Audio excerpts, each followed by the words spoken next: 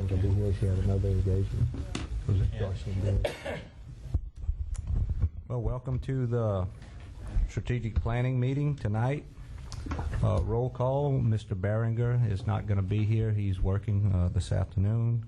And we welcome from the Planning Commission Mr. Baldwell and Mr. Krause. And with that, Mr. McConnell will lead us in prayer. I'll do it. Thank you.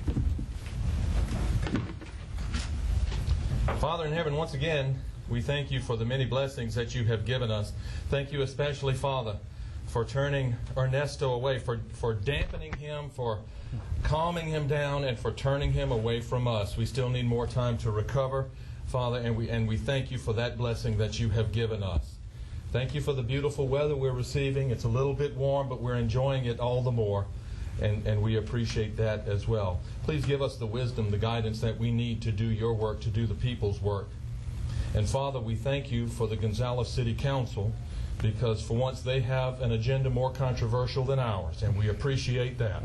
And all these things we ask in Jesus' name. Amen. I pledge allegiance to the flag of the United States of America and to the republic for which it stands, one nation, under God, indivisible, with liberty and justice for all. Thank you, Mr. McConnell. Public comment period. We will have, since it's an informal meeting, we will have an opportunity to speak at any agenda item. And number 4, Office of Emergency Preparedness, Ms. Jocelyn Bibbs. Ms. Suzanne has said that she had a previous engagement, so we're not going to get a report on that. However, I do want to report that through email from the parish president, we have received information that Donaldsonville High School has been selected by the Red Cross as a shelter for Ascension Parish residences, and will be available at the next crisis that we do have. So that was very good news. And so we would like to please put Ms. Bibbs on at the next meeting so we can get an update on our emergency preparedness. Update on economic development, Mr. Tommy Kurtz. Good evening. I just ran back from Lafayette from Leadership Ascension. So he broke all kind of speeding. No, I didn't. We're on the record, right? There should be a presentation that Ozzy has that we'll go through, a PowerPoint presentation. Totally spaced that. Can you delay it? What's that? I don't have his presentation ready. It's in my email. I can pull it up and give you 5 minutes. We'll go ahead and do the drainage. Will you please be patient? Yes, that's fine. I'll sit down. We'll bring you back in Sure. 5. In 5. Take Also, 5. y'all have a list of projects that I was going to go over after the presentation. I guess I could do that now if you'd like. That would be fine. Okay. Does everybody have a copy of it? Yeah, it should be in the packet. It actually has a list of prospect visits in order. It's got also a list of RFPs that we've responded to, also movie locations, and also retention projects. And I'll just try to hit some of the high notes of these, and then if y'all have any questions, we can always come back to it. Like I said, I broke it down by what type of projects. Of course, all of these are confidential, so there's a code name to it or a name of a type of industry. But if you look on it, it tells you the type of project, the number of visits, the status of it, the industry, investment, jobs, where the lead came from, what land needs are, and then building constructions and also sites. I really don't want to give the actual pieces of land visited, obviously, but at least the areas and where they're looking at. As you can tell, they do there's a range from anywhere from chemical related, actually a biomass project looking that would produce gas or hydrogen actually from bio materials such as sugarcane, looking in the chemical industry, a food processor looking at Donaldsonville, the industrial park. One of the projects was an injection molder, Project Hotshot, that actually is selected, or the only final site in Baton Rouge is in Livingston Parish. So they were the only, actually, of all the parishes in the Baton Rouge area. Especially chemical project was out of Miami that did come to fruition. We're working with a major retailer looking at the parish that we're working with potentially for a payment in lieu of taxes, bond issuance through the Ascension Industrial Bond Board. Synfuel, let me give you all an update on that. We actually met with Dr. Liu, who was the chief president and CEO of Synfuel, was in town last week, met with Ronnie Hughes and myself.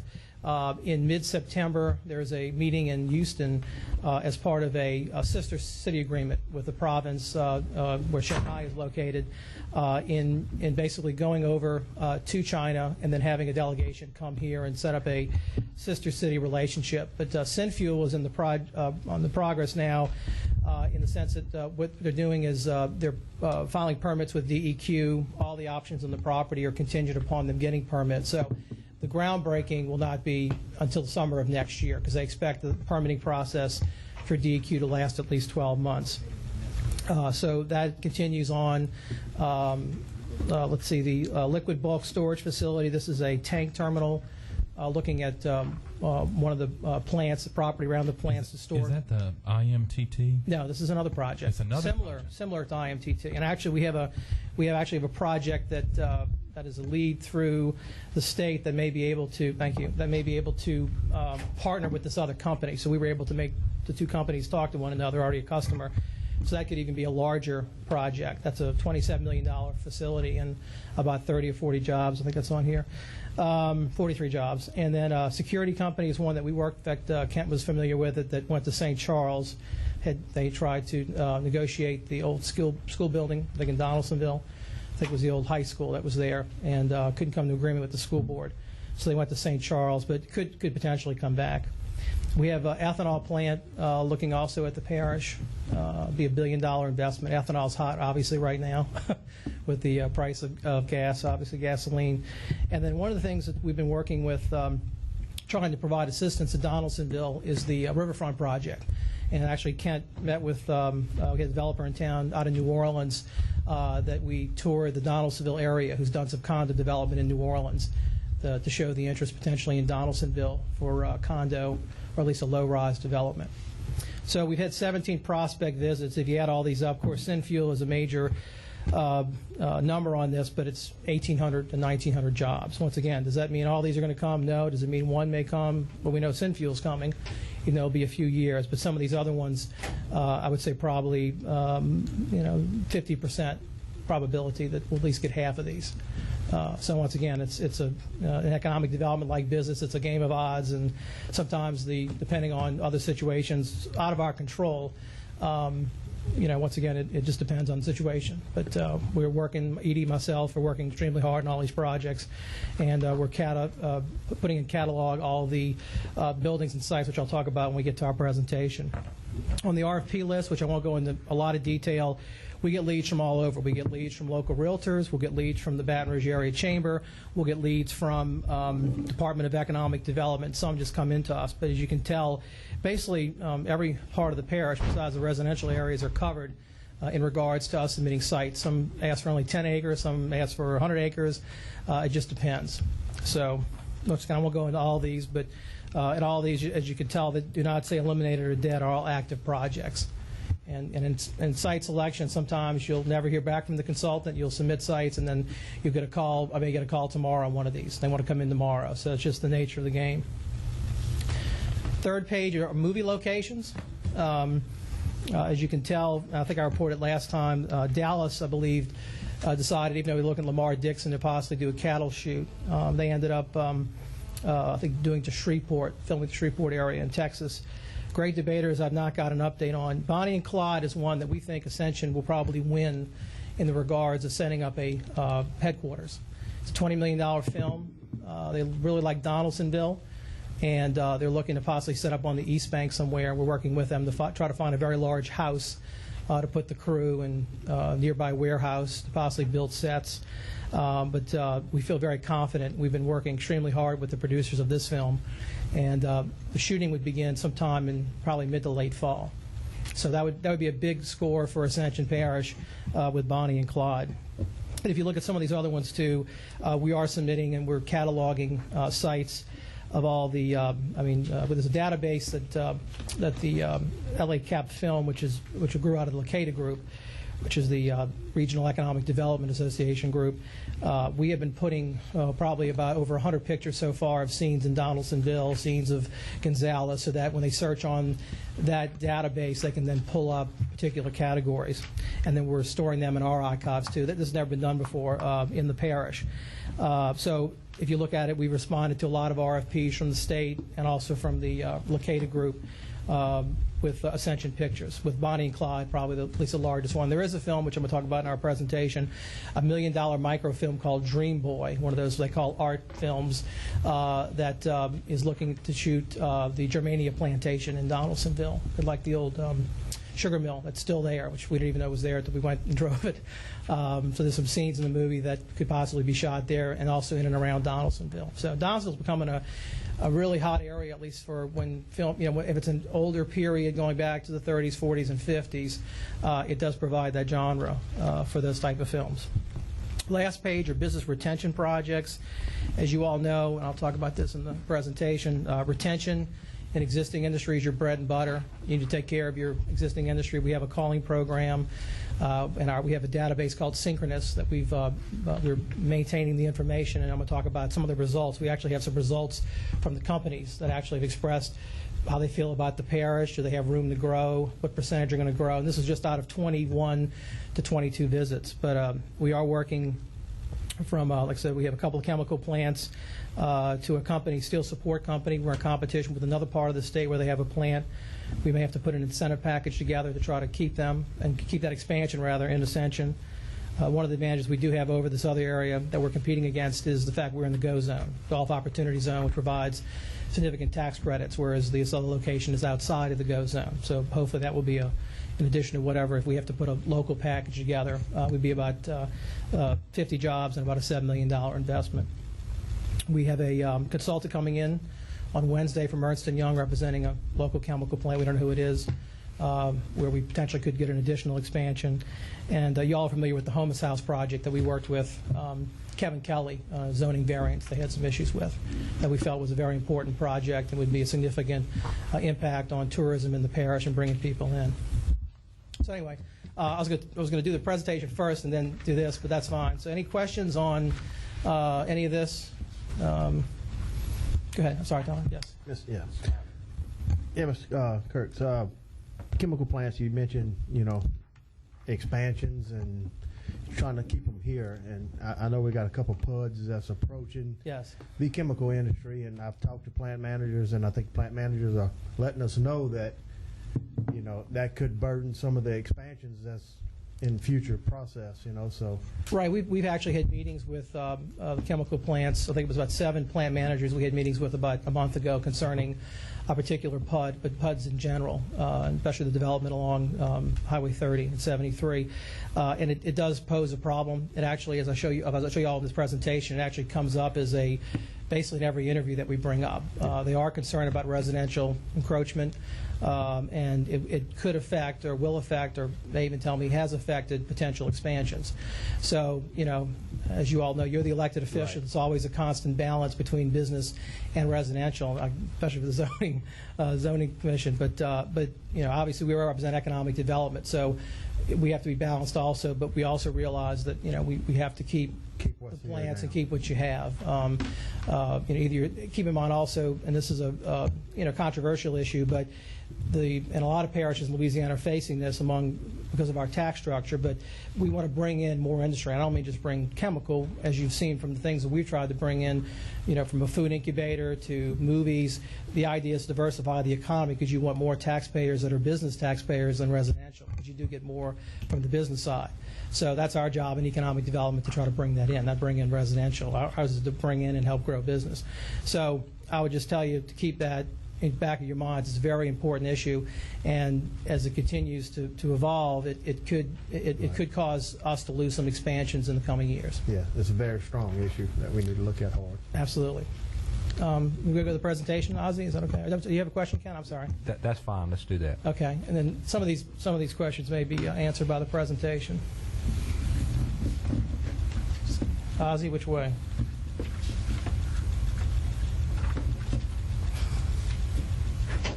There you go. Left side and then go right.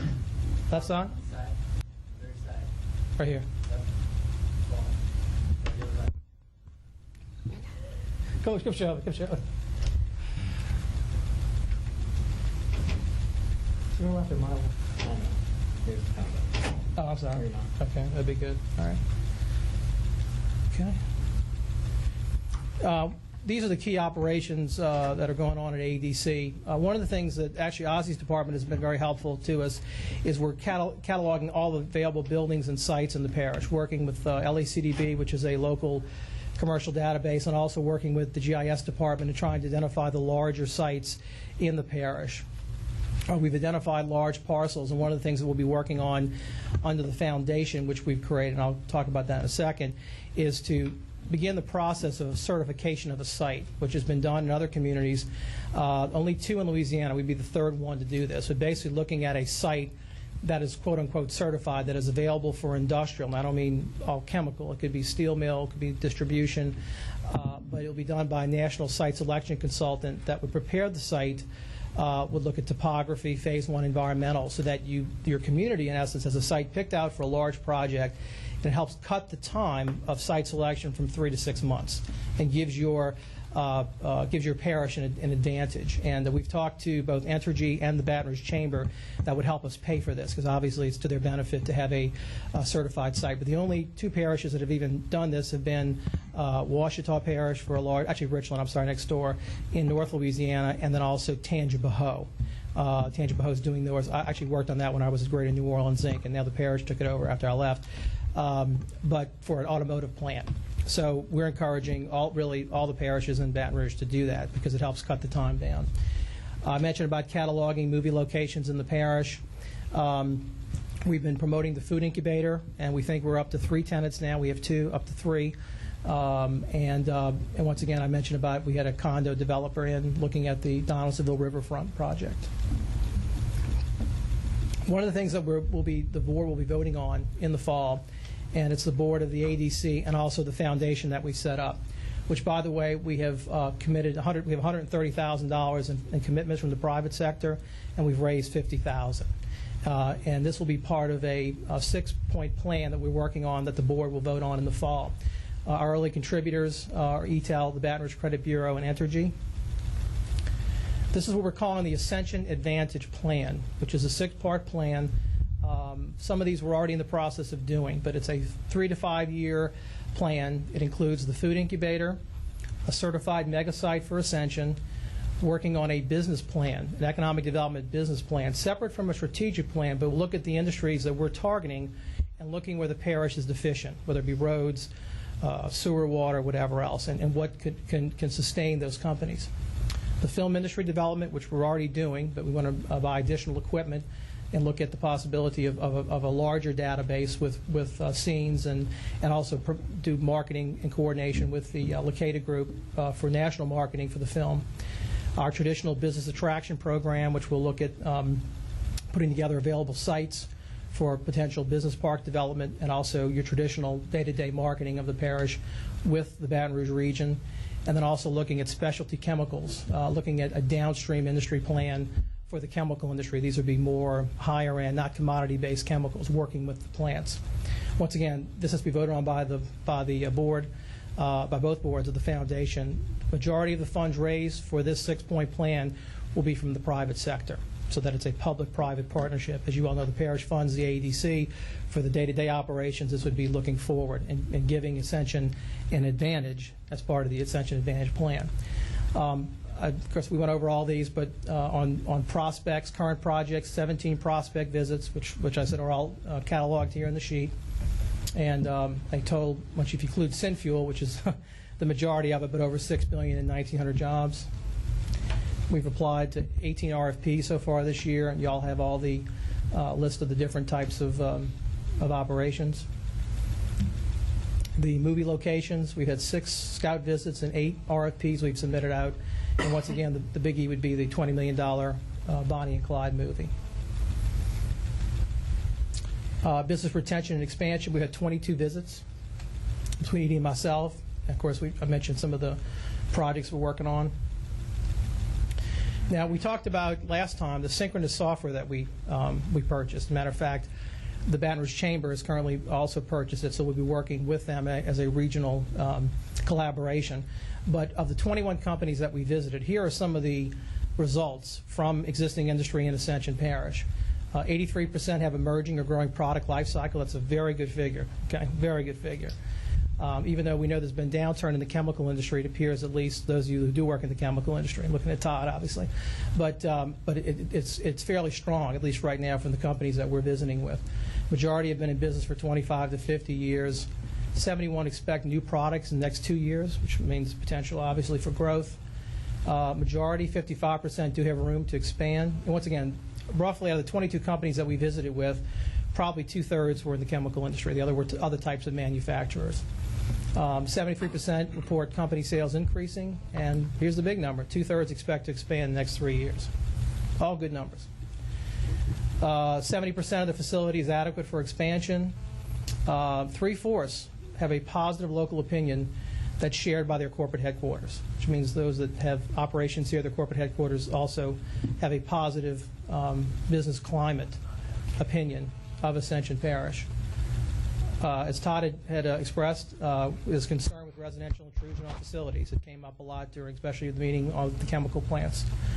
A stable workforce, but as you all know, and this is not just in the chemical industry, it's also in construction, tremendous concern for retiring workforce, and workforce will be a big issue.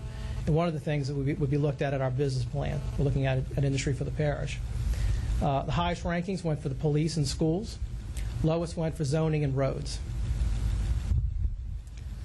The food incubator, as you all know, starting in May of this year, we did a sublease with the parish on the food commissary at Lamar Dixon.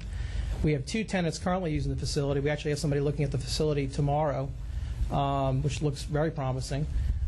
We've applied for a $13,000 matching grant from the Department of Economic Development to help us market the facility in the Baton Rouge region and even along the Gulf Coast. We're the nearest incubator. The nearest one is in Florence, Alabama, which is a pretty good trek from here.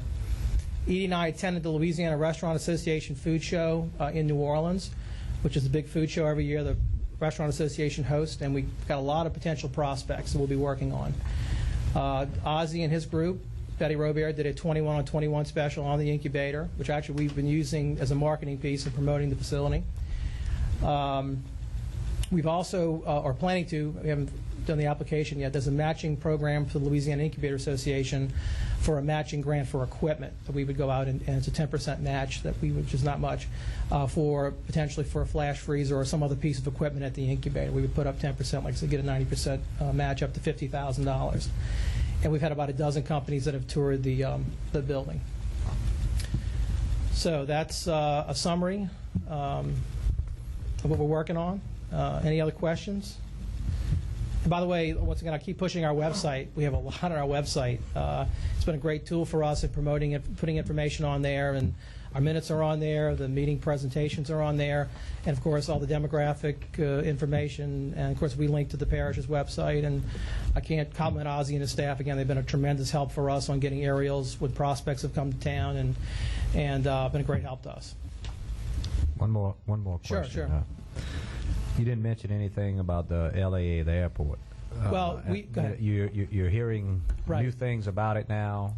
Where are we? And you hear about the Canadians investing in. I had not attended the last meeting, but Edie and Michelle from our staff attended the meeting, and my understanding is that the feasibility study and environmental study is supposed to be wrapped up by October, and it appears that the authority is exercising an option on, I think, 10,000 acres.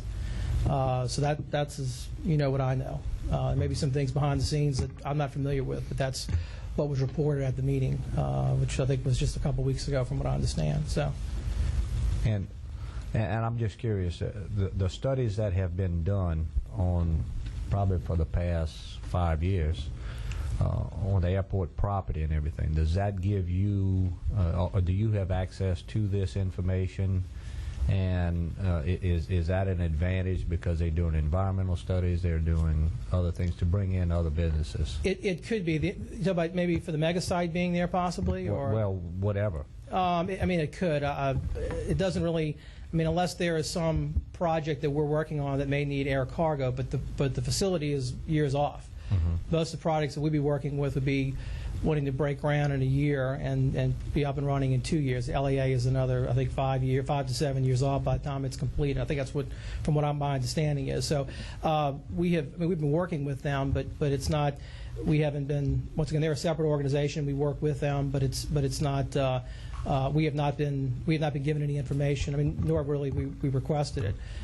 There's been some of my board members that have even suggested maybe looking at the mega site closer to there, but in site selection, it would be such a congested area that facility would have to be separate from there. I don't think we'd be looking at a mega site, close to the LAA facility. They'd be supporting industry, but not a large operation.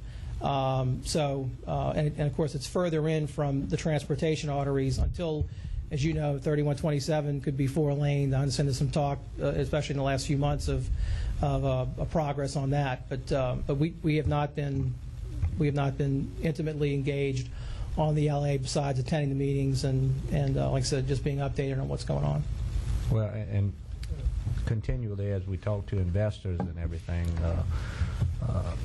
I know they had another group that was talking about a large area and a large warehouse area, and every one of them has said that they cannot locate in these large areas on the West Bank because there's no through road there. There's no large road there. I think transportation will be an issue as it now. If there's a long-term plan to address that, especially a 4-lane highway, then it becomes a different scenario. But so if the other issue too is that once, let's say, the feasibility study comes back and it says it's a great project makes great sense, then some entity is going to have to put up the money then to move forward, and so far it seems like October is going to be the do or die, it appears, from what we're hearing in regards to the project going forward.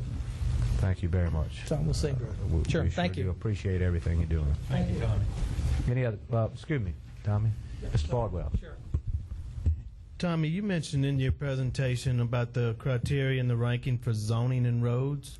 Right. Was the zoning primarily dealing with encroachment? No, it was basically a synchronous program. We meet with companies, and then there's a survey, I'll be glad to share it with you, that basically asks the company to rank particular services in the parish, so roads, water, because some really don't need, a lot of the plants have their own water, obviously. But then one of them is planning and zoning. It's asked as sort of a general question, and it's ranked from 1 to 5. So I think it's overall rankings that got, if 5 is the highest, you got, I think, a 2 from memory. If you were to share that survey, does it elaborate on where the concerns are? Does it pinpoint any certain aspects? It just gives an overall ranking, but as we have a little write-in box there, and the write-in box was filled in by the encroachment issue. Moving forward, but I'll be glad to share like a blank copy of the survey, and then be glad to talk to you further about it. But it was a general question. I mean, when we ask about roads, they don't say which roads. It's a general impression of what they have of the parish. And those two were those tied in together, or those were separate? The rankings were just low in both. They were low in both. Like I said, it was. I mean, and keep on. It's an average. It's an average. So you may have had somebody. It's a newly renovated road in Ascension, but may have given it a 4. But you may have had someone give it a 1 who may have been on, I don't know. I mean, on Highway 73 or whatever. So it just balances out. The purpose of that is really just to give a summary on where industry, quote unquote, the 21 companies. Once again, we hope to get this up to the 400 companies that are in the parish, and probably meet with at least half of those that do manufacturing, distribution, software, those that provide new money into the parish, as just sort of a summary on where you can see where industry is viewing the parish and viewing the operations of the parish, and hopefully provide some expertise, and not expertise, but at least some recommendations potentially if there's an issue, and hopefully together with the business community and the elected body and citizens making changes to whatever the issues are. This would be addressed by the business plan that we'll be working on. As we work on the industries that we're trying to grow, we're trying to target, this will address those issues that are impeding it, or even the ones that are positive, like potentially that the schools came out very high. Schools that's a generator, good generator, potentially in business development. So anyway, so once again, it's not, there's no zoning commission member, or it just basically just gave. No. I mean, I'm just trying to see if there's specific, like you talked about encroachment earlier. Right. Yeah, anything that you can do to share that with Lance, Sure, I'd appreciate sure. it. Actually, Lance was at the meeting. Okay. God bless him. When we met with the plant managers going back a few weeks ago, and has provided information and has worked with us on the issue. So it's a delicate issue, but once again, it's democracy is not easy. And I think now, it's a no-brainer right now when you have industries that are liable anytime they have an accident. Right. They're definitely concerned, and they definitely want to have a larger buffer zone as possible. We're going to have that, and then you have. And it's also a transportation issue. With people. But we were more interested right here with the zoning issues. But then when you have the fastest growing parish, all of these people are coming in, and they see that, and they see the potential for that. They want to make sure that the zoning is fairly strong, because I think we need to complement the parish zoning and the foresight to have that, because most of the adjoining parishes really don't have any type of zoning. Everybody, and there's a realization there. So the issue is the PUD issue, and once again, it's.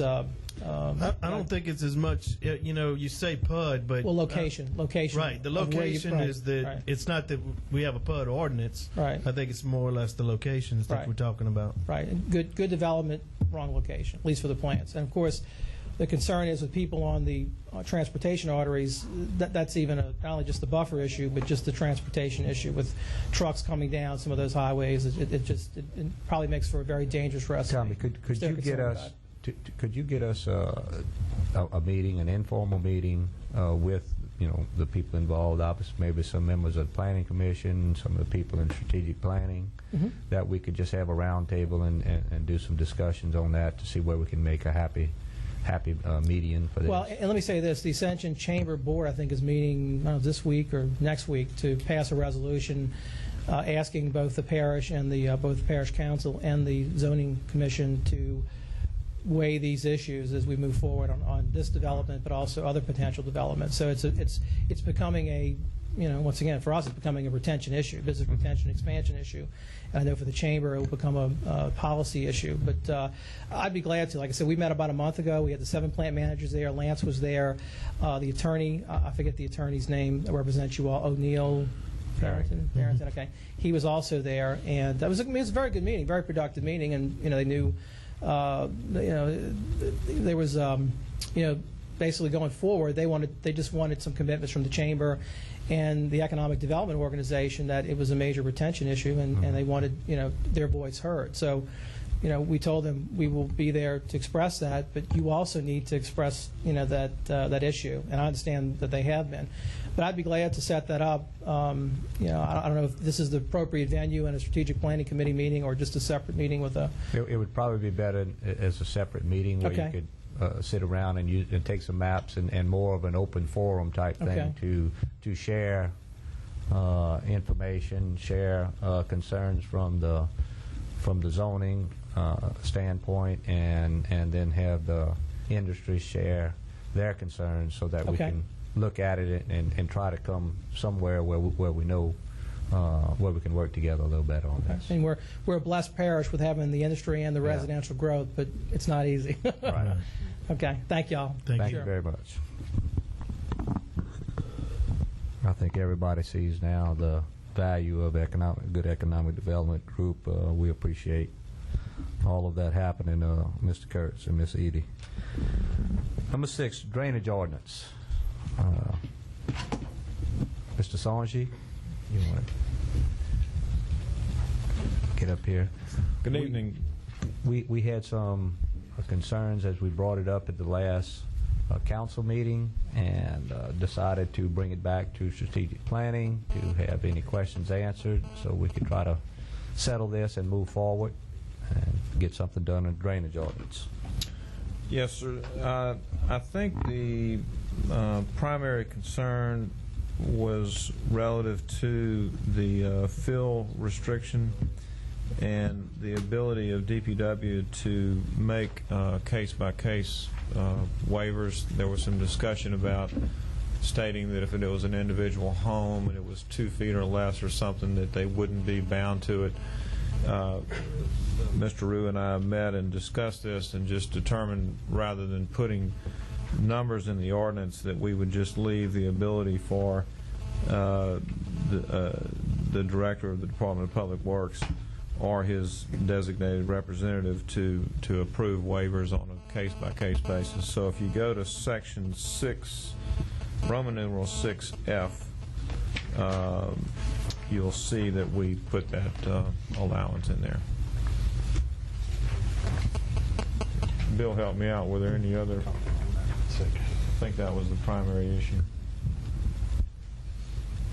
That was the primary issue. However, we still have some people that has other opinions. They've rather stated, and I think that's we hear. To hear your suggestions on this, it basically does give us the right to set the standards for us to fill, and what is our policy. And actually, what we can do is set a policy which is easier to change. We can just come to the council, come to this committee, or whatever committee it is, and change the policy. We could make a policy of the footprint of the house within and 10 feet outward, and say that is our policy. And again, if it needs to be changed, we don't have to go through the change of the ordinance. We just change the policy to reflect exactly what's going on out there. And that was part of our reasoning to say we just leave it like this instead of putting too many details in it. So I feel okay with that. Set policy instead of ordinance. We had a question. Councilman Lambert's concern, and it was something that all of us did have a concern, and I think might have been a misunderstanding on the intent about individual residences having to get an engineer on all of their to sign off on all of their developments in the flood-prone area. Well, the only reason they would have had to have done that, well, there's two reasons that an individual, because this ordinance is written such that it's applicable to property owners, to residential subdivision developers, commercial developers, which is really where the ordinance needs to be targeted to the future, because it's, trust me, that the commercial development is coming.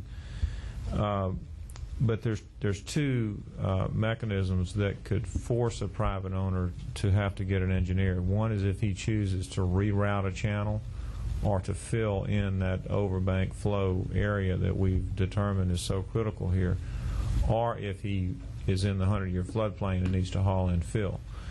What this item F that I just mentioned, generally speaking, is going to be the most common issue. In other words, their property's in a flood zone, they're not near any adjacent channel or anything like that, and they need a foot or two of fill to construct their home. If that's the case, then the Department of Public Works would have the ability to make a waiver and say, we understand it's a small quantity of dirt, you don't have to go to any special requirement. However, if it's a property owner and he's got 5 feet of fill and he's adjacent to a channel and filling in the overbank flow of the channel, Mr. Rue or Laverne or whoever his designee is can look at that and make an assessment. Hey, this could be a potentially major impact, and therefore you do have some engineering work to do. But it would be able to be waived on a case-by-case basis. So it would just be whenever changes would be made within the 100-year floodplain. That's correct. Okay. That they deemed it necessary. That's correct. That's correct. But if someone's going to fill adjacent to a drainage channel, we've learned that you are affecting the geometry and conveyance of that channel, and you're going to be affecting somebody's water surface upstream. And there's a lot of things that go on the surface. You think, oh well, that's he's not bothering anybody. But if you look at this parish after you've had a significant rainfall event, you realize how wide your drainage channels are, and filling in those areas does cause a problem. Well, I think we're seeing that at the last couple of drainage board meetings, that people are receiving flow water through in areas now that is spread out due to developing areas without any restrictions. That's correct. You drive by and see the ditch and it's 20 feet wide in a dry condition, but after significant rain, it may be 200 or 300 feet wide. Okay. And you know that's the problem, and it just takes good intelligence to know where you've got that situation going on. Comment on this. Mr. Lambert. And I think that's one of the reasons why we came up with putting the house pad fill in a flood zone area and maybe 10 foot around it. Anyway, it's not, you know, if they're going to build up, if we got the option of letting them put more fill in some cases, anyway, it's not next to a stream. If they fill this whole piece of property up, the neighbors either upstream, downstream starts getting affected by it. Anyway, it's not next to a stream. I think we need more bite in this ordinance where to give these planning and zoning people, hey, this is what has to take place. You cannot fill this sheet flow area, but you can fill to build your house. You know, you bring in fill to build your house, your pad, and 10 foot around it. And that's one of the reasons why I thought we went with that particular. Well, nothing has changed as far as the subdivision developer. All of these things that we're talking about, we are enforcing now. Right. This is we're enforcing them without ordinance, but this is individual homes. Yeah, what I'm but and the way this ordinance is written is it's applying to everyone, and so that's why we're giving the Department of Public Works. I mean, if they review a person's plans to build a home, and he's simply asking to fill 1 or 2 feet below his house pad, they can make that decision. Okay, that's not a problem. If he's got a 5-acre lot and he's trying to fill the whole thing 3 feet, well, they can stop and say, well, wait a minute, that could have an impact, you see. But in the past, we couldn't stop that without floodplain management. No, even with the floodplain management. If you look at what's on the books now, statewide. If you look at what's on the books, I mean, what the difference? Don't they have an ordinance on the state right now that they cannot fill in a sheet flow in a flood zone area? I don't know that the ordinance on the state level is that specific. I really don't. Yeah, I think one of the big problems that we've had is it hadn't been completely identified, all of the areas. A lot of them was changed so much. That's correct. But I think the reason that my concern talking with Mr. Rue and yourself is that there are people, if we just say house pads okay, there are people that are putting house pads with a significantly large house, a 2,000 or 3,000 foot house, in a major drain flow area. If they just put it where the house pad is, can cause significant changes. I totally and agree. That's something that we have to avoid. Whereas some other areas where there's not any sheet flow does not warrant any concern. And I think those areas can only be identified with DPW, and so that's where we're running into our major problems. And so, and I think, Mr. Rue, if we allow all of them to do that, you're going to see development in a sheet flow area that's going to significantly have a problem with other people or people that have been here a long time. But right now, we have a subdivision coming up. The sheet flow going through the subdivision. The ordinance is on the books now, but you know, if they show zero impact on the neighbors, they can go ahead with the subdivision. But all the sheet flows is going through 1/3 of the property is wetlands, and this subdivision is probably going to get approved or could get approved. So y'all saying it's on the books already for subdivisions, but I'm having problems with the subdivision drainage sheet flow right now also. it's not an ordinance now. I mean, we are asking or requiring the submitters to do this analysis, and it's simply a matter that said that we already have it in the subdivisions now. That's why we are requiring it. It's not an ordinance, so it's not on the books. I mean, this is a policy that we are implementing on subdivisions, and you know, the difference is they have to go before the Planning Commission and get approved. In order to do that, they've got to meet the ERA requirements. So it's not an ordinance, and that's one reason we're trying to do this, is to let's look at the individual lots. How will we police that? You know, we get some people that buy this property, they're coming in and fill it, start bringing in dirt, and before you know it, it's done. What you gonna do in that case with this ordinance? if DPW has, can you make them pull the field? The answer is they cannot do it without approaching DPW to receive a waiver. But then what we have to do is go to court with it, and that's going to be a year-long. No, flood people in the as meantime. Mr. Rue just mentioned, they need to come up with some type of policy internally that says, and it may say a house of certain size, not to exceed 2 feet of fill, not adjacent to an existing stream in the overbank flow, whatever criteria you want to specify that gives them some guidance on how they enforce it. But the ordinance, the requirement applies to everyone, and the burden is on the property owner to approach DPW to receive a waiver. So if the type of activity you just described, there's nothing in here that circumvents our authority to stop him, particularly if he hasn't come to the Department of Public Works for a waiver. And to answer your question specifically, you said how we enforce it.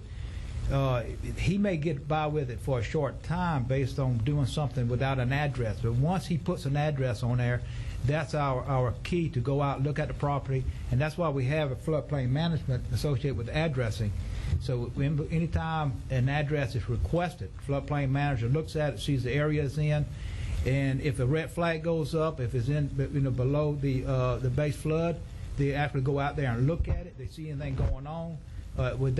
That's how we enforce it now. And if it is something going on, they didn't get a waiver, they didn't get a permit, well, then we go into a cease and desist order through the courts, stop them, and until they can, do what we ask them to do or obey the ordinance. But that is our process now, and especially when ordinance come in place, it's going to be more important. And I think one thing, and Mr. McConnell here is writing the little notes, is that we have a situation now where we're developing in areas where people may start having to look at putting houses on piers and avoiding that. And technology has gotten to the point now a house on piers can be very attractive, very technically efficient, environmentally efficient, and now they've done such a good job with insulating that it's very practical. So, on the backside where it may cost a little bit more to build it, on the front side not having to do all the earthworks and going through all of the problems that you would have. And also from the standpoint of make sure the people, the parish understands that we have a very flat parish that's in a tidal basin. We get tidal flow coming into and before the pumps and everything else. We used to get a regular situation without storms, and so we're in a very uncertain drainage situation. So there's any doubt, and I don't think to just put your house 1 foot above base flood elevation and have total expectations of not having a possibility of flooding. I think that's very unrealistic. You need to really look at it because there can be mistakes being made. There can be unforeseen types of events that can occur that cause flooding. So if you can get a little bit higher, that would be a good idea. And that's one way to do it. So we encourage people to take a look at different means of doing things, different aspects, and be creative. And we want you to settle in Ascension Parish, but we don't want you to cause someone else to get flooded because of your developments. So, any other questions? Mr. Hillenbeck. You can go here. Yeah, thank you, Mr. Chairman. I've got a recommendation, a couple of recommendations under Part 5. What page? Where it ends currently at 5C on page 3. Or actually top of page 4. My recommendation would be a statement, 2 statements, D and E. The first one is that no individual, partnership, or corporation shall cause increase in post-development peak flow rate to existing drainage systems. Post-development peak flow rate must be limited to the existing peak flow rate of downstream drainage systems. That would be item D. And an item, and I'll give these, Mike, that you take a look at. Item E is existing major drainage channels and laterals downstream must be evaluated to determine if it is adequate to handle existing flow and post-development flow. Y'all follow that? Yeah, I do. I can answer the first one, and the second one will generate some discussion. I think your item D is covered under Section 7, where we are stating that stormwater detention that limits post-development peak flow rate to the existing condition shall be required for all residential and commercial developments, except as follows. And there's 2 or 3 categories of 1 acre lots. We talk about if developments are far enough down in the watershed. So that's where we're handling that topic. Okay. But there are exceptions to where stormwater detention is not required. If you are basically in the lower part of the watershed and you're immediately adjacent to that major stream, it actually, from a timing standpoint, helps if that subdivision releases early and quickly, and then you detain in the upper reaches of the watershed. It's basically a timing issue. Okay. So I think that the first question you mentioned is pretty much answered. Is answered there. But please review that section and make sure that you agree. The second subject is exactly what Councilman Lambert and I were discussing in this proposed subdivision that's coming before the Commission right now. There are some issues and problems, and the predominant problem is that downstream there's not capacity in the culvert under the road. It gets very difficult to say that a downstream channel doesn't have capacity because as the water surface gets higher and higher, it gets out of bank, and then it gets, just about every drainage way that you have in this parish does not flow in bank. And on a 10-year storm event, it gets out of its banks and it gets wider. So where do you define? There's no easy way to make a definition to say that downstream channel doesn't have capacity. It can have capacity. It's just got to get wide enough and high enough to carry that water. And that becomes a very, I guess my concern there would be a very subjective decision. And understand I'm writing this ordinance as something that I can defend as the ERA.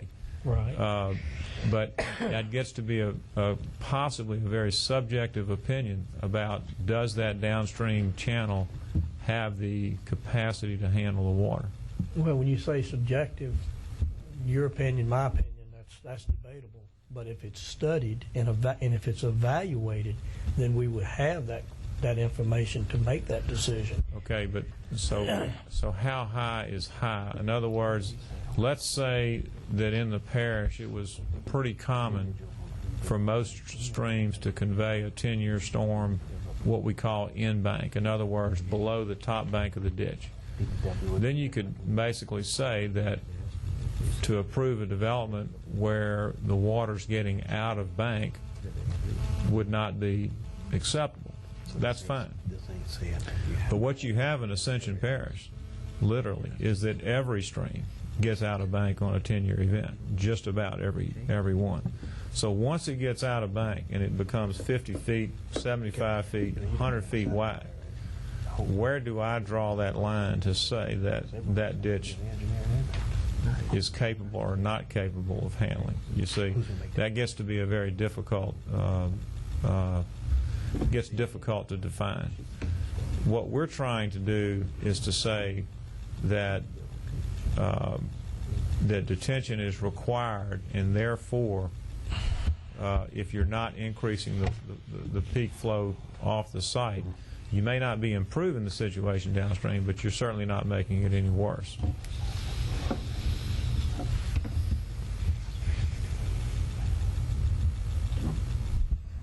Michael, that's unless it exceeds a 10-year event, right? Because everything's designed on a 10-year event. Well, within the confines of that subdivision? Yes, that's true. But again, a 10-year event on a lot of downstream ditches is going to flow out of bank.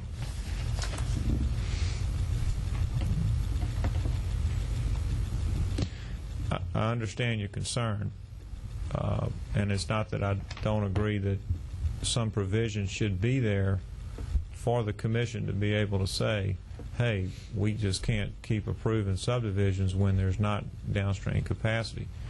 I just don't know how you're going to define it to say, you know, this situation we don't have the capacity downstream, in another situation you do, when there's really no clear engineering means of saying that it does or it doesn't. So what's the recommendation then? If you don't like that statement, the recommendation is to force them not to increase the flow, and therefore, you know, from the developer's perspective, if he's willing to put in on-site detention and not increase the peak flow rate, his argument is, I'm not making the situation better, but I'm not making it worse either. And that is very difficult for downstream property owners to believe. It's very difficult for, as you all know, it's very difficult for them to accept.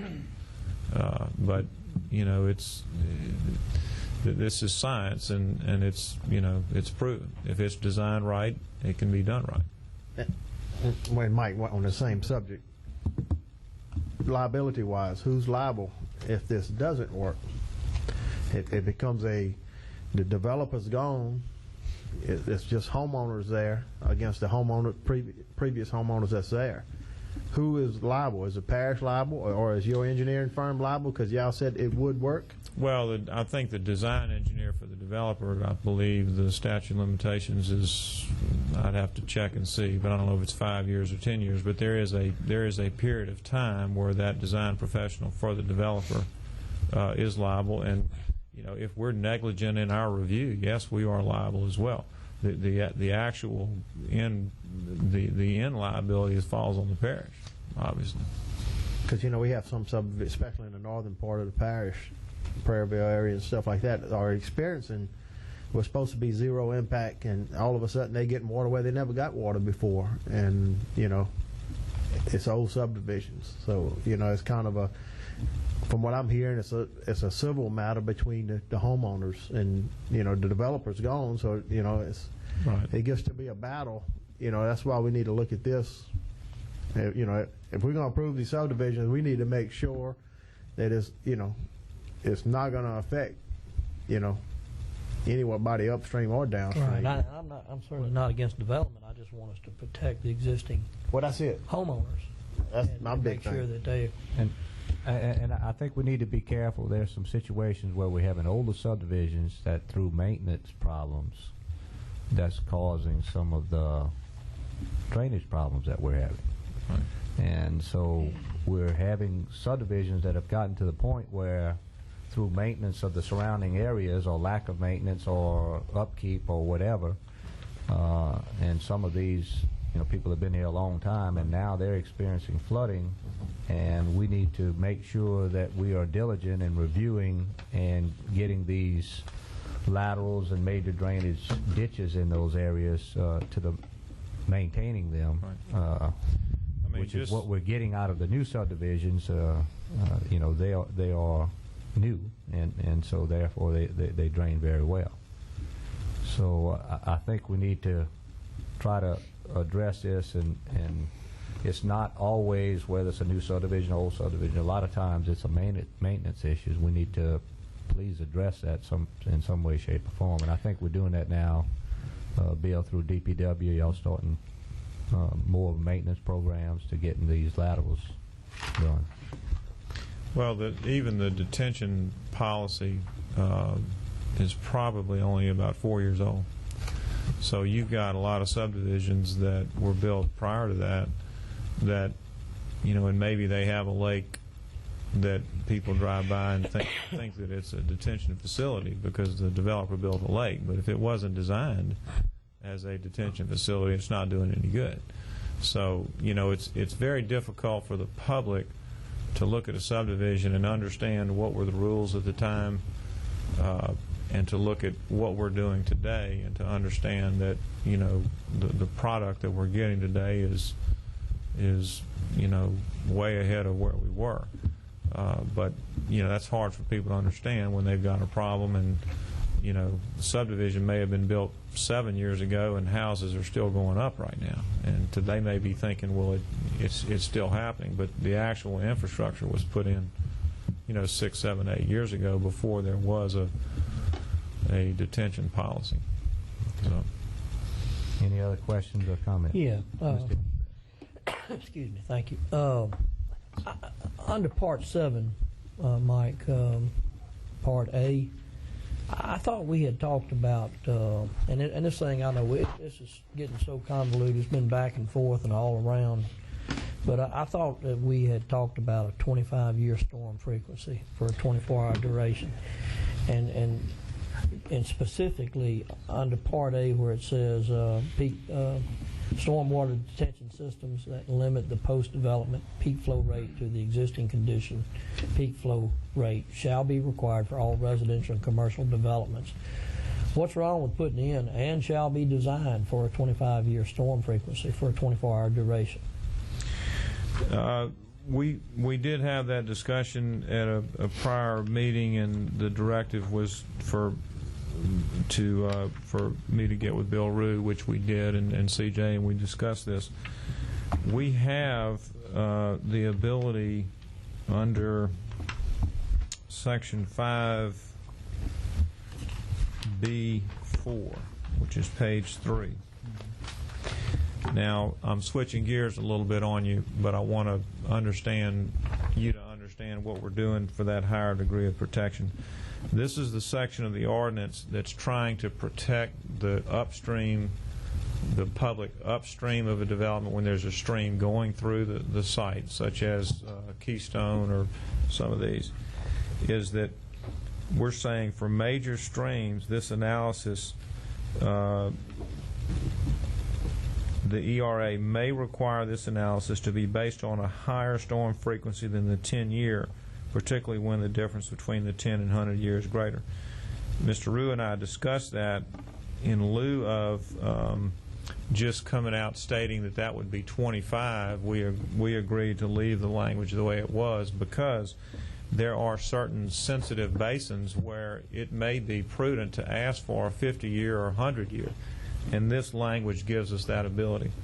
Now, this is the arena where I think that protects the upstream, the people upstream, or this is the portion of the ordinance that protects people upstream. When you start talking about detention ponds, you're talking about downstream. Going to a 25-year design, you're simply just going to start making these ponds bigger and bigger and bigger. And I don't see that the I guess that the value of doing that is necessarily commensurate with what you're going to get out of it. We discussed that and felt that the detention system was fine at a 10-year, but that we would require it to be, or could require it to be greater when we're analyzing the channel. So that's where we have, and I know we have talked about that before. I mean, the norm in most ordinances is a 10-year design. And I think what you also had is that you were trying to protect the homes themselves and the infrastructure, the roads within the subdivision would go under before we would have homes. We did have that discussion, thank you, that the detention pond design drives the elevation to which they have to build the roads in the subdivision too. So the more requirements you put on that, the roads are getting higher and higher, and in this parish, roads act as dams. And that's what we're trying to do. We want those roads to overtop when they get to a certain elevation so that we're not flooding homes, so that there's a hierarchy. And going to a higher internal design, then that would lead to that problem. Well, back to the comment about what you see in most of the ordinances, I just think conditions are such here in South Central Louisiana, and especially with our history of flooding problems and drainage issues and what have you. I just want us to make sure that if we're going to err, let's err on the side of caution. we get a storm like Tropical Storm Allison, I think dumped about 30 inches of rain on the parish in about a week or 10 days. When it just sat on the parish, we've had so much development since then. It just really concerns me. Well, and in that situation, you're going to flood out your ponds. You're going to flood out a lot of roads. The name of the game there is you want to be protecting your structures. And, you know, that's, I mean, that was, you know, again, when you start forcing your roads to get higher, then you're, you know, I mean, if you go look at these subdivisions, and Laverne can tell you this too, and there's a lot of concern on DPW's part. If you look at the subdivisions they're building today, they're digging the dirt out for these detention ponds and they're placing the fill on the lots because they've got to build the lots up to be above the streets are pretty much being at natural ground, and they've got to fill the lots higher than the street. So what happens on the adjacent property is they're at natural grade, and here we are filling a new subdivision 1, 2, or 3 feet. And that causes a lot of problems to DPW in grading and these rear swale ditches and whatnot. But when you go to a 25-year design, you're basically jacking those lots up even higher. It's going to force the ponds to get bigger. It's going to give them more dirt. They got to put it somewhere, and it's going to end up making that differential even greater. So, you know, there's side effects to every precaution that you can take, and all that I'm saying in my good judgment is that if you properly analyze the tailwater condition, which we're requiring, and you properly design your detention facility, a 10-year design is a good design.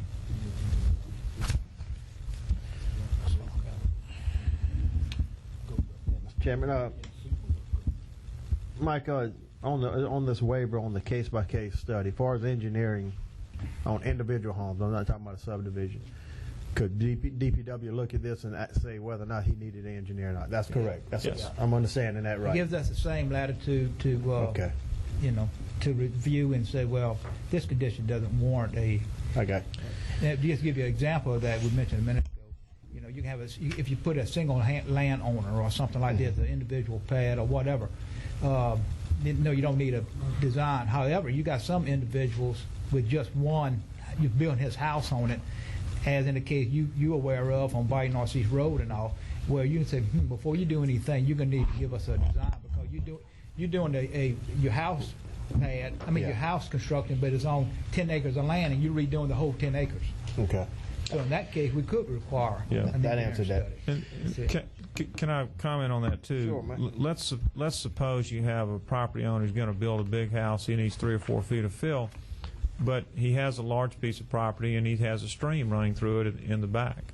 He doesn't necessarily have to hire an engineer. All he's got to do is go meet with Laverne and say, look, I'm fixing to move a bunch of dirt around.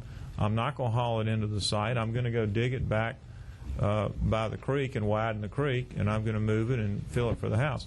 It doesn't necessarily mean he has to hire an engineer just to do that. You know, the message here is hauling fill into the floodplain is a detriment to everyone else, and it's something the public needs to understand. It's not saying that he has to engineer it. So I don't want to give the impression that he may choose to do that to make sure his dirt balances, but you know, it's very feasible for someone to do that. It's not to say that Laverne or Mr. Rue are going to say you have to hire an engineer. Okay. I got a couple of things, just housekeeping maybe in some of the art. On page 1, the top paragraph where private development, what is the definition of private? Is that all development?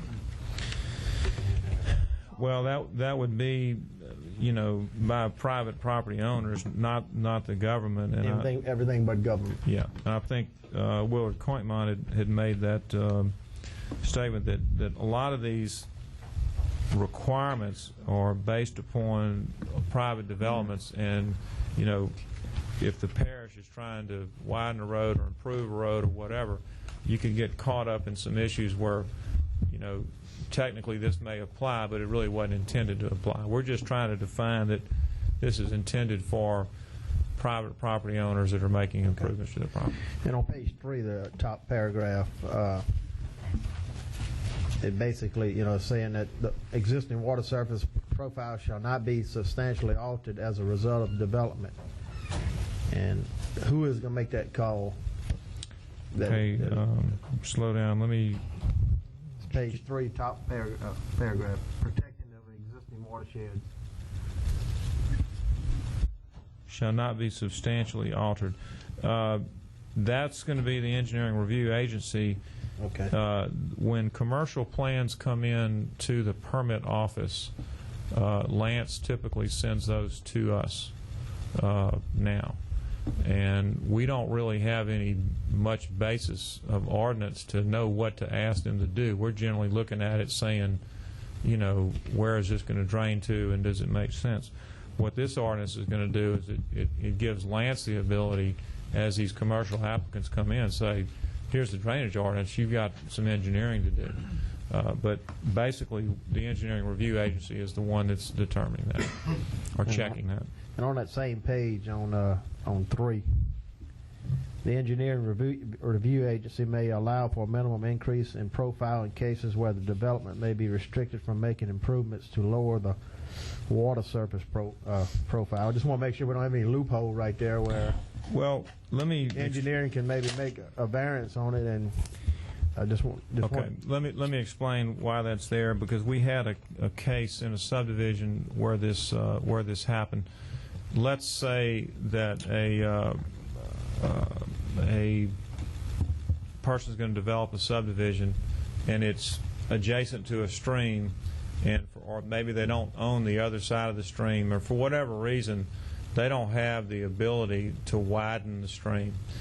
And basically that is when we say they can increase the water surface profile, there's two things developers are doing to increase the water surface profile. Number one, they're filling in the overbank flow area, which reduces the cross-sectional area.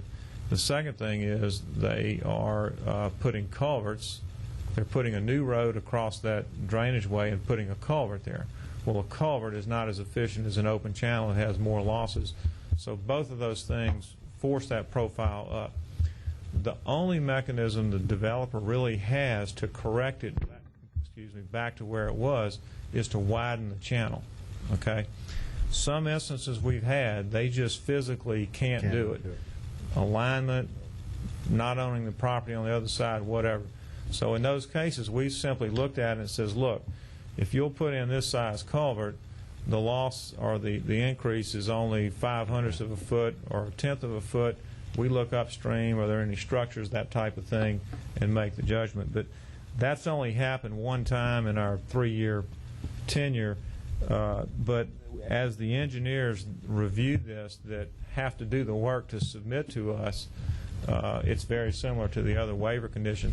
You have a difficult time making a hard and fast rule saying, you know, it's got to be that way, because you could have situations where a development couldn't occur and there really would be no reason to stop it. One more on page 4, section 7, number 1. 10 lots or less. Don't the subdivision regulation right now have 8 on? I was just thinking keeping it consistent with. Well, we could do that. There's really nothing magic about the 10. Okay. I think 8 lots or less is where they have to go to public hearing, if I'm not mistaken. That could be changed to 8 lots. That was just a number picked out of the hat. I wouldn't have any problem making it consistent with that. Yeah, could we do that? Make it consistent. That was one of the things we had discussed before. I got one last thing, Ken. Okay, wait. One more on section 8. C. Open ditches, maximum slope shall be 3 to 1. Why not make that a minimum? And isn't a wider slope better as far as the slope on a ditch? Well, give you more surface. Yes, the maximum slope, meaning that's the steepest slope that they can give. That's the steepest. Okay. Is a 3 to 1, right? And that terminology is confusing to some people, but engineers know what that means. Good deal. And we talked about that. All right. Okay, that's it for me. And I'm, you know, I'm for the ordinance. Don't get me wrong. I'm ready to move and get some bite in this where DPW can have some control over what's taking place in the parish. So I'm ready to move forward with this ordinance. Mr. Hillenbeck. Yeah, just one last minor thing on item 6, paragraph 6, item F. Says waivers to this requirement due to property owner's inability to generate field credits may be made on a case-by-case basis by the director of the Department of Public Works. I'm okay with that. I just like it to be added that I think the Drainage Board needs to be informed at each meeting to keep us informed of what waivers are being issued out there by DPW. Just in a monthly report. Could you drop us in a report that with the Drainage Board for all waivers, waivers and credits? Yeah, that's just good. Keep us informed, and when the public has questions, they can ask their council member. And it protects me. Yeah, would you add that, Mike, to what goes forward? Yeah, I want to make sure you understand. Item E and F are really different. What E is saying, it's possible for a developer to dig a lake or widen a channel, and because of where he places the fill, actually end up providing more storage volume than existed before he started. If he does that, then that's considered a credit, okay? And what this is doing is allowing that developer the ability to take that credit and transfer it to another developer if he's within the same area, or use it himself or whatever. So that's just that's kind of a matter of keeping the pluses and minuses the same. If they end up creating extra and there's a plus, and the developers and their engineers want that, that's a mechanism that they can get credit for it and use it in another project. And there's criteria here that says where they can and can't use it. Not to be construed as the waiver in Section F, totally different issue. Right. But I do agree that would be good to get some periodic reporting about the waivers. Yeah, I don't want us to get into the us making the decision of the waivers being granted. I think that's DPW. You're just looking for consistency. Just keep us informed, or keep the Drainage Board informed of what waivers you are issuing. And so I'd like to see that waiver will be reported to the Drainage Board. You want to put that in the ordinance? Yeah, put that, or we can. This is a report. Any objections to doing that? No. I'll just. You need a motion on that? Will I make a motion? I second the motion. Would I state that that's reported to the council or to the Drainage Board? To the Drainage Board. Yes. I think you ought to put, if requested, reports of the waivers shall be reported to the Drainage Board. So again, if you request us to do it, we'll do it on a timely basis. You may, after a while, you may decide, well, we don't need to see this anymore. I mean, it's totally up to you. Okay. But at least this gives you the option of going one way or the other. Well, this is a real top hot issue out there amongst a lot of the public. I would rather have it there and say y'all can forget about it later. Yeah. Okay. Yeah. So just plan on it every month, if you would, please. Thank you. And go ahead and put that in the ordinance too, where it's policy. It's there. Yeah. After all these studies and work that we've been working on this ordinance, I think I'm gonna go ahead and make a motion that we present it to the full council for approval. It's time to protect our people in the parish. So move forward. We have a motion by Mr. Lambert, second by Mr. Hillenbeck, to send this forward as is with to the parish council, and we're going to have to put it on the meeting. The 15th. What date is it? 14th. I'm sorry. Yes. Are we going to make it for the 7th? Okay, we can put it on. We can put it on the 7th. It would be at the next council meeting. Just to introductory correction, there are two changes we talked about today. Right, with the two changes that we talked about. Correct. And you got those two changes, Suzanne? I'll edit the document and get it to you. Sure will. Any other discussion? I know. Any objection? With that, the motion is passed, and I would like to really thank Planning and Zoning Commission. Had a great deal of input in this. It kind of started the ball rolling with the necessity. DPW and our ERA, Mr. Michael Songy, for his patience. And I think we've had a great deal of input. I know Mr. Lambert and Ms. Hillenbeck and the rest of the council members have worked very hard on this. And this has been a well-studied document, and I think we have something to go by now. Obviously, if they have any problems with it, we'll address that. But we think we have a very good document that's going to help us in the future. So I appreciate everybody's help in coming to an agreement with this. And thanks a lot, Michael, for putting up with all the thousands of meetings. Thank you. Thank you, Mike. Just one comment. Is there any way that the public can know how much work goes into these drainage studies? I mean, when it comes to the commission, they just think that it's something that just was made up a week before, and with the knowledge that maybe if they understood just how much work went into these reviews, it may help us, and the public might get a little more comfortable with, when we pass the subdivision. It's just, I just wish that would be something we could convey to them.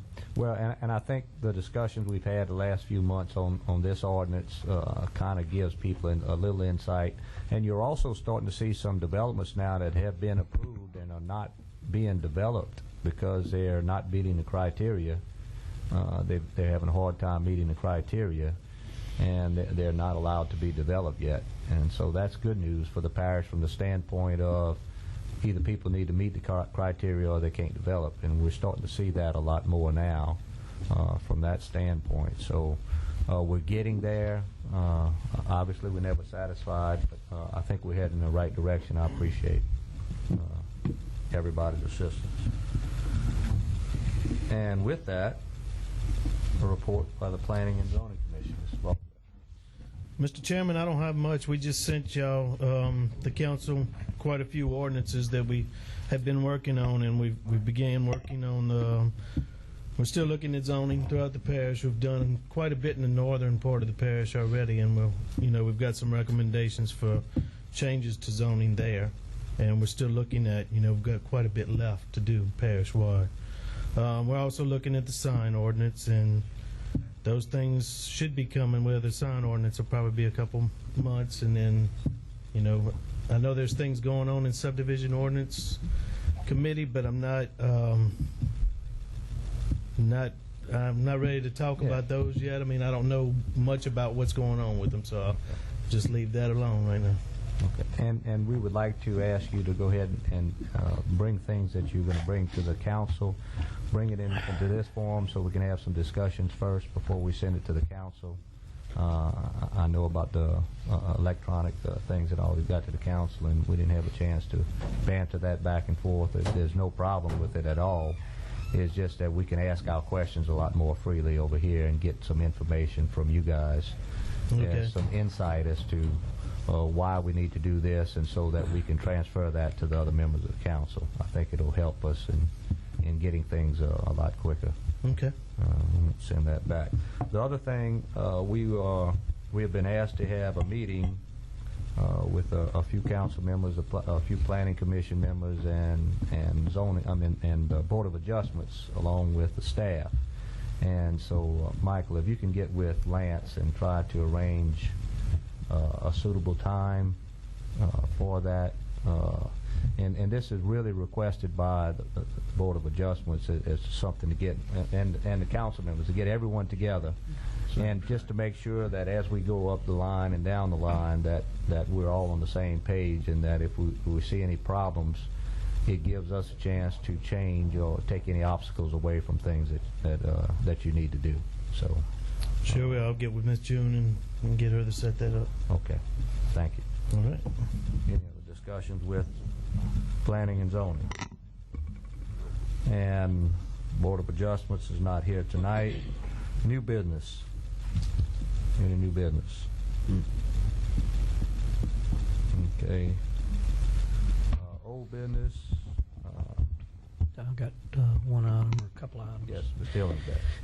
Yeah, just to bring the committee up to date. The burning ordinance and the junk car ordinance, spoke with Suzanne today, and they are sending those ordinances, the draft ordinances, to the sheriff's office for review, get their comments, and so we're still waiting to hear back from them on those. those are on the kind of back burner right now. Okay.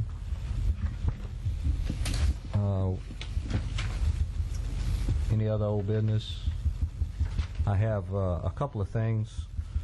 Number one, Bill, I had some question about the occupancy and when a business closes down and new businesses open up, whether they lose their zoning and such. I mean, and the big question lately has been the new business in the Swamp Road area, where they had questions as to them being closed for 6 months or so. I think it was Cowboy Steel closed down and for longer than 6 months, and then sold it to another company. What is our criteria? Because that was one of the things I think Planning and Zoning had talked about, and they closed for more than 6 months. What is our criteria for this? Are we having a loophole here that allows these people to do this, or? Well, I think the key issue is the what denotes cease commercial operations. And that's been the sticking point, because it doesn't specifically say once you cease the operation you were performing prior to that date. I think it's basically say cease commercial operations, and that could theoretically say, well, just storage, it's a commercial operation. Just having somebody go there and taking material in and out could denote commercial operations. What we're suggesting, and O'Neill is looking at it right now, is tightening up the rule. And put some definitions in there to more define. Could you send us to the next meeting some recommendations, give us some choices to make for a definition of a company closing their business, so that we can have something that people understand and we can live with. Right, and that's what O'Neill and I talked about, and I think that's the next thing that we need to move to, is defining it and tightening up the code more. Ms. Suzanne, please put that on the agenda for the next meeting. We'll have a proposal from planning as to a way to better define this so that everyone knows. Do y'all have any, and if you have any suggestions, please get with them from the planning and zoning. In addition to that, I just note that we are looking into and Laverne can know a little bit more about it, occupancy permits on commercial occupancy permits and renewing occupancy permits, and getting more of a review process on that, prior to issuing a renewal. Look and see, in fact, if it is still in operation and stuff like this. So we are reviewing all of our process and trying to make it a little bit. And could you please investigate about the Cowboy Steel and just send us a report as to how planning came up with the idea that they were not closed for 6 months, because it appeared to be that they were closed much longer than 6 months. The Board of Adjustments ruled on that already. Yeah, they ruled on that, and I think didn't they produce like 3 documents where they were shipping materials and receiving materials? And that's getting into the whole thing of what denotes a cease operation, and it's not nailed down hard enough, and that's one thing we need to do. Yeah, but if you're shipping materials from that location, you're still in operation. And I think that was the underlying factor, and I think that's the reason the Board of Appeals, our Board of Adjustments voted like they did. And then the other thing, at the last council meeting, Parish President had some concerns about conflicting ordinances on trailer parks. We had 2 different, his opinion. I had discussed that with Lance Brock earlier, that specific thing, and he said that there was no problems with that. So if there is any problem with any conflicting trailer park ordinance, please let us know so we can take care of it. I don't know any issues of that. Well, he didn't either, so we could ask. Please do, because it was stated that we did, and we would like to know if that's the case so we can take care of it. And I really want to tell everybody that since that we really have an inspector now under Laverne that's actually doing all of these trailer park inspections and bringing them up to standard. and is doing a good job, and Laverne is handling this situation and enforcing our ordinance codes on these trailer parks, which wasn't done in the past, years past, but is really being handled now. They're doing a great job at it. And please give us a report on that at the next meeting. We have one prepared, Ken. Okay, thank you. Motion adjourned. Mr. Chairman? Moved by Mr. Lambert to adjourn. Second. I'll do that. We adjourn. I think you've seen it. I know it.